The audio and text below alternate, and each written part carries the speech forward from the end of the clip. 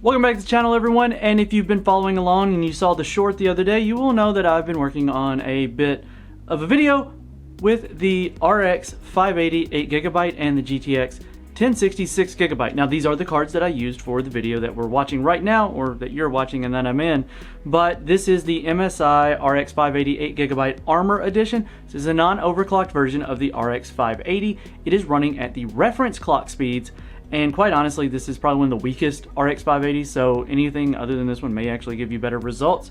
But this is probably, I bought this one to be the reference style model, and we've been using this one for quite some time on the channel. This is the reference GTX 1060 Founders Edition.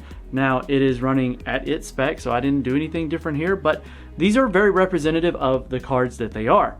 Now, with that part out of the way, what we wanted to do is take these cards and see how they do against current games. This isn't a video about the GTX 1060 versus the RX 580. You guys are going to make it about that anyway, most likely, so, you know, do what you do.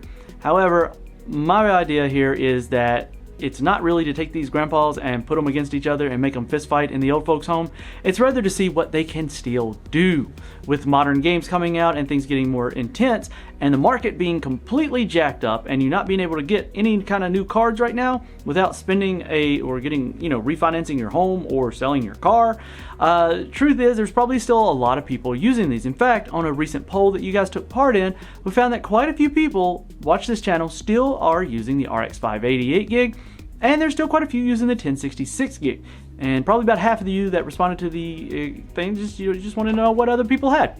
But it's still useful information, and it really helped us with this video. Now, what we did was took these two cards and we put them on our typical test bench. It is running the Ryzen 9 5900X, which is a bit overkill for these cards by a long shot. But the point being, it's a modern test system. It's our test system that we use.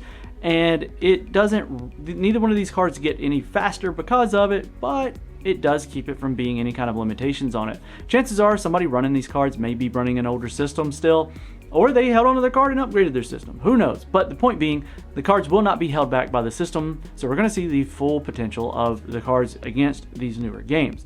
Now, the oldest games that are on the lineup here are going to be Forza Horizon 4 and Shadow of the Tomb Raider. Other than that, all the games are very modern. We're talking Doom Eternal, Valheim, Cyberpunk 2077, Watch Dogs Legions. These are a lot of newer games that people would like to see these older cards performing on, and that's what we offer to deliver.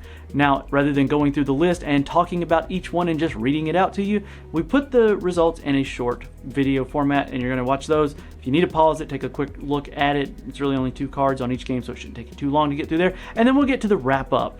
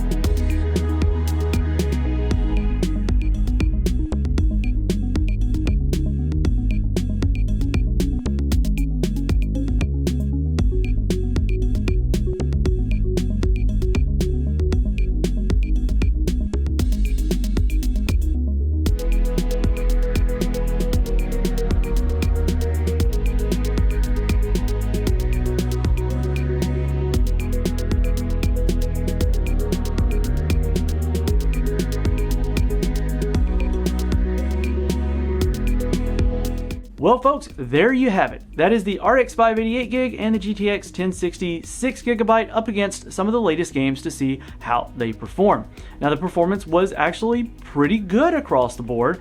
In fact, most games held right there at that 60 FPS mark, and admittedly, you can do a little tweaking to get it up over it on the games where it fell below, as well as the games where it goes way too high, well, way higher than 60.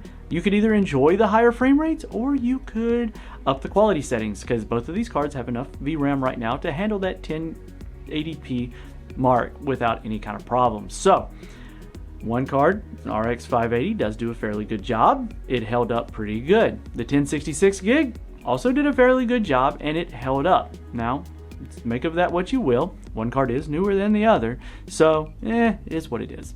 Love to hear if you guys are still using these cards, and if you are, what are you doing to get some extra performance out of it? My recommendation is with Radeon Image Sharpening and NVIDIA Sharpening Filter. Well, start running your games at probably 85% resolution. Use those sharpenings to gather back some of the fidelity from it.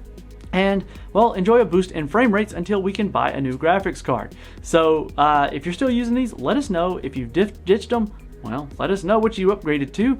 And stay tuned, because we do have some more ray tracing stuff coming up. I know some of you love it, some of you hate it, but we're going to take another look at Cyberpunk 2077 across a variety of graphics cards, as well as Dirt 5 Revisit, because Dirt 5 is now has a public available version with ray tracing, and it actually does make a visual impact. So, love to revisit and see how that shakes out. Hey guys, I want to thank you for making it to the end of this video. If you like what you've seen, make sure you hit the subscribe button down here in this corner and check out a video that you may have missed in our lineup. And we'll catch you in the next one.